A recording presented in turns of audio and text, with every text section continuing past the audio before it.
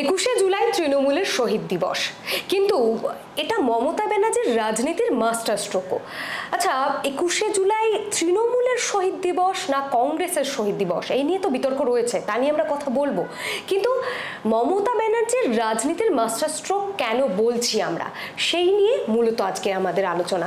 আমার সঙ্গে রয়েছে আমার সহকর্মী পঞ্চানন পোদ্দার, মূলত তার থেকেই জানবো বিষয়টা, মমতা ব্যানার্জির রাজনীতির মাস্টার স্ট্রোক এটা কেন বলছি। মমতা বন্দ্যোপাধ্যায় একজন বিরোধী রাজনীতিবিদ হিসেবে, বিরোধী দলনেত্রী হিসেবে আমার মনে হয় পশ্চিমবঙ্গে এমন কোনো রাজনৈতিক দল নেই যে প্রত্যেকে প্রায় স্বীকার করে নেবে যে বিরোধী নেত্রী হিসেবে মমতা বন্দ্যোপাধ্যায় কতটা পপুলার লিডার ছিলেন এবং তার কাজকর্ম কী লেভেলের ছিল। তো তিনি তো আন্দোলনের একদম রঙ্গমঞ্চ থেকে উঠে আসা একটা মানুষ, তো বহুবার বহু আন্দোলন করেছেন। সেটা খারাপ ভালো ঠিক ভুলের জায়গায় যদি, সে তো নিশ্চয়ই ডেফিনেটলি যাওয়ার জায়গা অবকাশ থাকবে, কিন্তু আন্দোলনটা কিভাবে করতে হয়, একটা নন ইস্যুকে ইস্যু বানাতে তিনি কিভাবে পারেন, সেটা ওনার থেকে প্রত্যেকের শেখা উচিত। বিভিন্ন সময় ঘটেছে, সেটা মধ্যমগ্রামে মেয়েটির ঘটনা থেকে শুরু করে 21শে জুলাই থেকে শুরু করে নন্দীগ্রাম, সিঙ্গুর, লালগড়, একটার পর একটা ঘটনায় মমতা বন্দ্যোপাধ্যায় একেবারে রাস্তায় বসে থেকে মাটি কামড়ে পড়ে থেকে আন্দোলন কিন্তু করেছেন। তখন তিনি কংগ্রেসের যুবনেত্রী, তিনি অলরেডি একবার এমপি হয়েছেন সেই সময়, তারপর হেরে গিয়েছেন আবার মালিনী ভট্টাচার্যের কাছে, তখন তিনি কংগ্রেসের যুবনেত্রী। তিনি পশ্চিমবঙ্গে যত কংগ্রেস লিডার আছেন তার মধ্যে যথেষ্ট পপুলার। তখন কিন্তু সোমেন মিত্র রয়েছেন, প্রিয়রঞ্জন দাসমুন্সী রয়েছেন, কেন্দ্রীয়ভাবে প্রণব মুখোপাধ্যায় রয়েছেন। বাংলার রাজনীতিতে কংগ্রেসীদের তখন যথেষ্ট একটা দাপট ছিল এবং স্বয়ং মালদার গনি খান চৌধুরী বেঁচে রয়েছেন। এবং তিনি মানে এইরকম একটা সময় মমতা বন্দ্যোপাধ্যায়ের উত্থান এবং যুব সমাজ, বিশেষ করে কংগ্রেসী মনোভাবাপন্ন যুব সমাজ বা বামফ্রন্ট বিরোধী যে যুব সমাজ, তাদের কাছে গ্রহণযোগ্য হয়ে উঠছেন তিনি প্রতিদিন। তো সেই রকম একটা জায়গায় দাঁড়িয়ে 21শে জুলাই ডেফিনেটলি খুব ইম্পর্টেন্ট একটা চ্যাপ্টার পশ্চিমবঙ্গের রাজনীতিতে, মমতা বন্দ্যোপাধ্যায়ের রাজনীতিতে, তৃণমূলের রাজনীতিতে, এটা ধরেই নেওয়া যায়। মোট কথা তখনও যে ভোটে রিগিং হতো এই অভিযোগটা ছিল, এবং ভোটের যাতে মানে স্বচ্ছ ভোটটা হয়, রিগিংটা যাতে আটকানো যায়, সেই জন্য ভোটের কার্ডে ছবি থাকবে মানুষের, সেটার দাবি নিয়ে কিন্তু সেই মহাকরণ অভিযান ছিল। তখন এখন যেমন নবান্ন, তখন রয়টার্স ছিল সরকারি দপ্তর। তো সেই মহাকরণ অভিযান যখন বিভিন্ন জায়গা থেকে মিছিল আসছে, মমতা ব্যানার্জি অন্যতম উদ্যোক্তা, তখন তিনি যুব কংগ্রেসের সভানেত্রী, এবং সেই জন্যই কিন্তু একটা বিতর্ক যে কংগ্রেসের ওটা একটা কর্মসূচি ছিল। তাহলে মমতা ব্যানার্জি, সেটা 1993 সালের ঘটনা, পরে মমতা ব্যানার্জি বেরিয়ে তৃণমূল করেছে, তাহলে তৃণমূল কেন শহীদ দিবস পালন করবে? আগে কিন্তু কংগ্রেসই শহীদ দিবসটা পালন করতো, কংগ্রেসের এখনো করে, কিন্তু এটাও খুব সত্যি কথা যে কংগ্রেসের মধ্যে মমতা বন্দ্যোপাধ্যায়ের উদ্যোগেই সেদিনকে মিছিলটা হয়েছিল, কারণ এই মিছিলের কিছু যুক্তি অযুক্তি নিয়ে একটা প্রশ্নচিহ্ন আছে। কিন্তু যে 13 জন শহীদদের উৎসর্গ করে মানে এই শহীদ দিবস পালন, সেই 13 জন যে পরবর্তীকালে কংগ্রেস থেকে বেরিয়ে তৃণমূলে আসতেন, তার তো কোনো মানে একেবারেই না। কিন্তু আবার বলছি, এখানে শহীদ কে আন্দোলনের যুক্তি কি, এগুলোর বাইরে গিয়ে রাজনীতিটা আজকের দিনে ইম্পর্টেন্ট হয়ে দাঁড়িয়েছে। যে সেই যে বিরোধী নেত্রী হিসেবে মমতা বন্দ্যোপাধ্যায় ধর্মতলার মোড়ে মার খাওয়া লালু আলমের কাছে, এবং তারপর খবরে আসা মমতা বন্দ্যোপাধ্যায় হাইলাইট হয়ে যাওয়া ইত্যাদি, এগুলোই এখন মানুষ মনে রেখেছে। কেন আন্দোলন, কিসের জন্য আন্দোলন, কতজন মারা গেছে, তারা কংগ্রেস করতো না তৃণমূল করতো, সেটা আজকের দিনে খুব একটা ইম্পর্টেন্ট নয়। Mamata Bandyopadhyay is important. মমতা বন্দ্যোপাধ্যায়ের কর্মকাণ্ড, উঠে আসা, ব্যর্থতা, আবার উঠে দাঁড়ানো, এইটাই ইম্পর্টেন্ট। ইতিহাস এভাবে মনে রেখেছে আমার মনে হয়। 21শে জুলাইয়ের সভায় যারা আসেন জেলা থেকে লক্ষ লক্ষ মানুষ, আমার মনে হয় তারাও বোধহয় সবাই জানেন না যে 21শে জুলাইয়ের, বহু মানুষ জানে না। এবং বহু মানুষ কলকাতা দেখতে আসেন, বহু মানুষ ভালো খাবার খেতে আসেন। এটা নিয়ে দীর্ঘদিন ধরে বিরোধী দলগুলোর একটা টিপ্পনি আছে যে এটা ডিম ভাত দিবস, ডিম ভাত খাওয়ানো হয়, কোথাও কোথাও আরো ভালো খাবারও খাওয়ানো হয়, কোনো মানে এটা তো কেন্দ্রীয়ভাবে সবসময় খাওয়ানো হয় না, বিভিন্ন অঞ্চল থেকে তৃণমূল কর্মীরা নিয়ে যান। তো বিভিন্ন অঞ্চলে বিভিন্ন, যে কোনো দলের ক্ষেত্রেই হয়, যারা ব্রিগেড করে সেটা কোথাও বিরিয়ানি, কোথাও ডাল ভাত, কোথাও মাংস ভাত, বিভিন্ন রকম তো হতেই থাকে। তাহলে 21শে জুলাই রাজনীতির মাস্টার স্ট্রোক কি রিলেশন? রাজনীতিতে তো ডেফিনেটলি আমি বললাম যে মমতা বন্দ্যোপাধ্যায় রাজনীতিটা বোঝেন, বিরোধী দলনেত্রী হিসেবে কিভাবে খবরে থাকতে হবে। মমতা বন্দ্যোপাধ্যায় সেদিনকে মার খাওয়ার ছবি গোটা দেশের পত্রিকায় পরের দিন ছাপা হয়েছিল, এইটা প্রথম মাস্টার স্ট্রোক। আর আমার মনে হয় একটা জিনিস এড়িয়ে যাচ্ছি বা ভুলে যাচ্ছি, এটা আমার মনে হয় কথা বলা উচিত, যে 93 সালের 21শে জুলাই যে দাবিতে আন্দোলন ছিল, মমতা বন্দ্যোপাধ্যায়ের এই আন্দোলনের কতটা যুক্তি আছে সেটা নিয়ে বামফ্রন্ট বা অন্যান্য অনেকেরই বিভিন্ন প্রশ্নচিহ্ন আছে, সেটা নিয়েও আলোচনা করার জায়গা আছে। তুমি এক্ষুনি আমাকে বললে যে ভোটের রিগিং এর প্রসঙ্গে মমতা বন্দ্যোপাধ্যায় এই আন্দোলন করেছে। ভোটের রিগিং পশ্চিমবঙ্গের রাজনীতিতে সিপিআইএম শেখায়নি, শিখিয়েছে কংগ্রেস।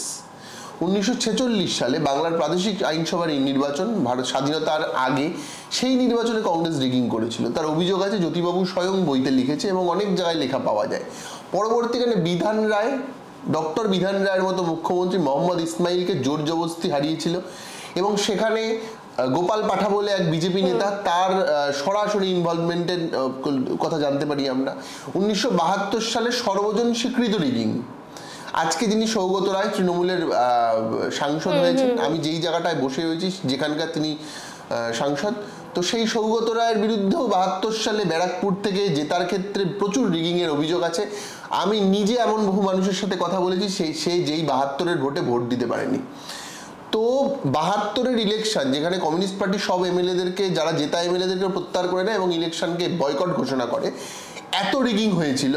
সেই রিগিং এর সময় মমতা বন্দ্যোপাধ্যায় কিন্তু কংগ্রেসের সাথে ছিল এবং সেই সময় সিদ্ধার্থ শঙ্কর রায়, তখন মমতা বন্দ্যোপাধ্যায় একেবারেই ছোটখাটো একটা মানুষ, কলেজে পড়েন, কিন্তু কংগ্রেসের নেত্রী, কংগ্রেসটা করেন। এমার্জেন্সি থেকে শুরু করে সমস্ত ক্ষেত্রে মমতা বন্দ্যোপাধ্যায় কংগ্রেসের পাশে ছিল। তো এই যে আন্দোলনটা পুরোটা রাজনৈতিক, আমার মনে হয় না এর সাথে শহীদ এটা নিয়ে বিরাট কিছু বলার জায়গা আছে। তার কারণ হচ্ছে যে, প্রথম কথা হচ্ছে, যদি সচিত্র ভোটার কার্ডের দাবিতে কোনো আন্দোলন হয়ে থাকে, সেটা মহাকরণে কেন হবে? এটা তো ইলেকশন কমিশনের অফিসে হবে। এটা যে প্রথম ভুল। দ্বিতীয় ভুল হচ্ছে, মানুষের ভোট দান নিয়ে যদি ভারতবর্ষে কোনো দল কোনো কথা সবার প্রথম থেকে বলে আসে, সেটা অবশ্যই সিপিআইএম বা কমিউনিস্ট পার্টি। ভারতবর্ষের সমস্ত মানুষকে ভোট দিতে হবে, এই কথা প্রথম কিন্তু 1935 সাল থেকে কমিউনিস্ট পার্টি বলে আসছে। 1946 সালে সিপিআইএম যে গোটা ভারতবর্ষে লড়েছিল, বাংলা থেকে 3টে সিটে জিতেছিল, এই লড়ার কারণে ছিল কংগ্রেস বা স্বয়ং মহাত্মা গান্ধী সর্বজনের ভোটকে স্বীকৃতি দেয়নি, মানে সবাই ভোট দিতে পারবে এটা মহাত্মা গান্ধী বিশ্বাস করতেন না। তার জন্য 46 সালে কমিউনিস্ট পার্টি আলাদা হয়ে লড়েছিল এবং 18 বছর বয়স সীমা বেঁধে দেওয়া ভোটের ক্ষেত্রে এবং সবাইকে ভোট দিতে পারে, ডাক্তার, ইঞ্জিনিয়ার থেকে মুচি থেকে বাগদি থেকে ব্যানার্জি চ্যাটার্জি পর্যন্ত সবার ভোট দেওয়ার ক্ষেত্রে এই যে ভোট সকলের সমান অধিকার, মানে একটা ম্যাথর মুচির যা ভোট দেওয়ার অধিকার, একজন ডাক্তারের সেই অধিকার, এই কথাগুলো প্রথম ভারতের রাজনীতিতে কমিউনিস্ট পার্টিই বলে। সুতরাং সিপিআইএম কে কাউন্টার করে এই যে রাজনীতিটা, এটা রাজনীতি বলতে পারো, কিন্তু এটা নিয়ে এটা কতটা শহীদ দিবস, এটা কতটা আন্দোলন করে রাজনীতি হয়েছে, তিনি ক্ষমতায় এসেছেন, বিরোধী দলনেত্রী ফাটিয়ে দিয়েছেন, এটা খুব সত্যি কথা। কিন্তু এই আন্দোলনের যুক্তি নিয়ে সত্যি কথা বলার জায়গা আছে। তো আরও একটা বিষয়, সেই সময় 1993 সালে মনীশ গুপ্ত, তিনি ছিলেন স্বরাষ্ট্র সচিব এবং তারপরে তিনিও কিন্তু মানে তৃণমূলের পরে যোগদান করেন এবং মানে ইন্টারেস্টিংলি বুদ্ধদেব ভট্টাচার্যকে তিনি হারান এবং এই মুহূর্তে তিনি তখন, এবার 93 সালে যেদিন কি ঘটনাটা ঘটছে, তখন বুদ্ধদেব ভট্টাচার্য স্বয়ং স্বরাষ্ট্রমন্ত্রী, জ্যোতিবাবু মুখ্যমন্ত্রী। আর সে যে মূলত এই ধরনের গুলি চালানোর ঘটনা বা এই ধরনের পারমিশন গুলো স্বরাষ্ট্র সচিবের বা মুখ্য সচিবের কাছ থেকেই আসে, ধরেই নেওয়া যায় সেই যে নির্দেশে সরাসরি মনীশ গুপ্ত ইনভলভ ছিল। এটাই রাজনীতি, মানে যে দিয়েছে সেই অর্ডার, সেই ধরো আজকে 21শে জুলাইয়ের মঞ্চ আলো করে বসে আছে কয়েক লক্ষ লোক, ভিক্টোরিয়া হাউস থেকে পার্ক স্ট্রিট পর্যন্ত যারা দাঁড়িয়ে থাকবেন, বসে থাকবেন মমতা বন্দ্যোপাধ্যায়ের ভাষণ শোনার জন্য। মমতা বন্দ্যোপাধ্যায় তাদেরকে হয়তো গত লোকসভায় যে ম্যাসিভ জয় তৃণমূল, তাকে উৎসর্গ করবেন এবং প্রায় একদম সুরের মূর্ছনায় মমতা বন্দ্যোপাধ্যায় ভাসাবেন মেদিনীপুরে তৃণমূল, কলকাতায় তৃণমূল, উড়িষ্যায় তৃণমূল, গোটা দেশে তৃণমূল। এই যে স্লোগানগুলো হবে আমরা সবাই দেখব আগামীকাল। এটার সাথে কে শহীদ, কতজন শহীদ, কিসের আন্দোলন, কত রক্ত বেরিয়েছিল, কার ঘরে, এবং শহীদ দিবস কম, রাজনৈতিক কর্মসূচি বেশি, সবই হয়ে গেছে। তাই বেশিরভাগ ক্ষেত্রেই তাই। এবং আর যেগুলো সত্যি সত্যি শহীদ দিবস সেগুলো আজকের দিনে সেভাবে পালন করা হয় না, আর যেগুলো যদি পালনও করা হয় সেগুলো প্রচারের আলোয় নেই। 11 জন এই ধর্মতলায় মারা গেছিল 59 খাদ্য আন্দোলনে, কটা মানুষ মনে রেখেছে? যে পার্টিটা আন্দোলনটা করেছিল, কমিউনিস্ট পার্টি আরএসপি বা কমিউনিস্টরা যে আন্দোলনটা করেছিল, স্বয়ং বিমান বসু যেই আন্দোলনে উপস্থিত ছিল তিনি এখন জীবিত। তো সেই খাদ্য আন্দোলন নিয়ে আজকের দিনে এসইউসিআই এর একটা ছোট মিটিং হয়, সিপিআইএম একটু মালা দেয় সকালবেলা, শেষ। তো শহীদ দিবস সেই জায়গায় চলে গেছে। রাজনৈতিক দিবস যদি বড় করে করা যায় তাহলে এরকম ব্রিগেড করা যায়, ধর্মতলা করা যায়, সিপিএম এর মৃত্যু ঘণ্টা বাজানো যায়, বিজেপির বিরুদ্ধে কথা বলা যায়। রাজনৈতিক দিবস একদমই, মানে শহীদ দিবস পালন তার থেকে মানে যত খুশি রাজনৈতিক কথাবার্তা। এবং এই দিনটাতেই কিন্তু মমতা ব্যানার্জি কর্মীদের উদ্দেশ্যে আগামী দিনে কি রণকৌশল হবে তার দলের, সেটা কিন্তু তিনি ঘোষণা করে দেন, বলে দেন যে কি হবে। এবং প্রত্যেকবারই দেখেছি, গতবারের যদি আমরা কথা বলি 21শে জুলাই পঞ্চায়েত নির্বাচনের ফলাফলের পর তার যে ব্যাপক সাফল্য, এবং তখন কিন্তু আরো বেশি করে মানে তৃণমূল কংগ্রেসের উপরে যে এই চাপটা, মানে একটা ঊর্ধ্বমুখী এবং নিম্নমুখী সব রকম চাপ, মন্ত্রীরা গ্রেপ্তার, মানে তাদেরকে কাস্টাডিতে নেওয়া হচ্ছে, এবং ইডি সিবিআই বিভিন্ন রকম ভাবে আক্রমণ, এবং তারপরেও পঞ্চায়েত নির্বাচনে ব্যাপক জয়, এবং সেই ফলাফলটাকে কোথাও গিয়ে সেলিব্রেট করা হলো। এবারে তো আবার লোকসভা নির্বাচনের জয়, তার পাশাপাশি আবার বিধানসভা উপনির্বাচনের জয়। মমতা ব্যানার্জি বললেন শহীদদের উদ্দেশ্যে উৎসর্গ করা হবে, কিন্তু কে শহীদ, কেন শহীদ হয়েছিলেন, কতজন জানে না, জানার দরকার নেই। সাধারণ মানুষের রাজনীতির সাথে ভোটের রাজনীতির আজকে বিরাট একটা তফাৎ।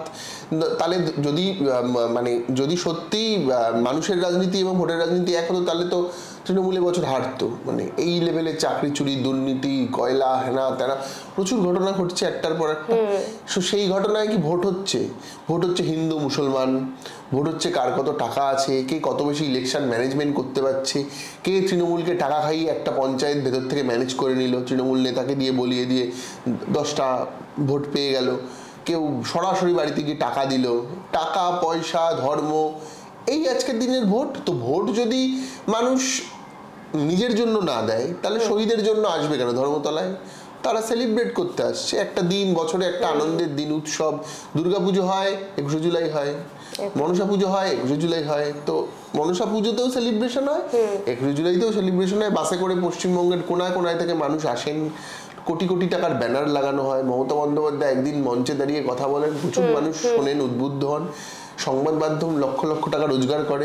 দ্যাট ইজ 21শে জুলাই। 21শে জুলাই ভিডিও দেখিয়ে, হ্যাঁ, এর সাথে শহীদ দিবসের বিরাট কানেকশন আছে বলে মনে হয় না। তবে এটা ঠিক কথা যে 21শে জুলাই মমতা বন্দ্যোপাধ্যায়ের মাস্টার স্ট্রোক, এইগুলো দেখে বিরোধীদের শেখা উচিত। আর একটা জিনিস আমার একটা বলার জায়গা আছে, 21শে জুলাই নিয়ে বামফ্রন্ট দীর্ঘদিন ধরে কাউন্টার করে আসছে 93 সাল থেকে। তারা ক্ষমতায় ছিল, স্বয়ং জ্যোতি বসু মুখ্যমন্ত্রী রাজ্যের, পরবর্তীকালে বুদ্ধবাবু এলেন। 93 থেকে 2011, মানে এদিকে 11 ওদিকে 7, 18 বছর আরো ক্ষমতায় থাকলো। 93 সালের পর থেকে মমতা বন্দ্যোপাধ্যায় প্রতি বছর 21শে জুলাই পালন করছেন, কখনো ব্রিগেডে কখনো ধর্মতলায়। কিন্তু মজার ব্যাপার দেখো, আজ অব্দি মমতা বন্দ্যোপাধ্যায়ের পাল্টা এই বক্তব্য নিয়ে সিপিআইএম কোনোদিন রাস্তায় নামলো না।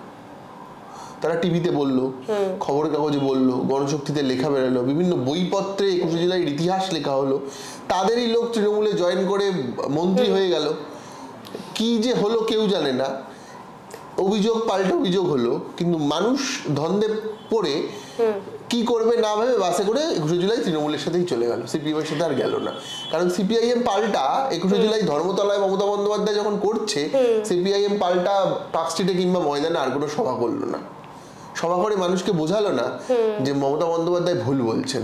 আর যেহেতু বললো না, তাই আমাদেরকে আজকের দিনে মেনে নিতে হলো মমতা বন্দ্যোপাধ্যায় সেই দিবসটা শহীদ দিবস, এবং মানুষ সেটা অ্যাকসেপ্ট করলো। অ্যাকসেপ্ট করছে বলে লাখ লাখ মানুষ কালকে যাবেন, প্রতি বছর আসেন এবং আসবেনও। তো এইটাই একদমই। আপনাদের কি মনে হয় 21শে জুলাই কি শহীদ দিবস, নাকি তার থেকেও বেশি করে রাজনৈতিক কর্মসূচি? আপনাদের মতামত অবশ্যই কমেন্ট বক্সে জানান, আর এইভাবেই আমাদের পাশে থাকুন। Think alternative search how.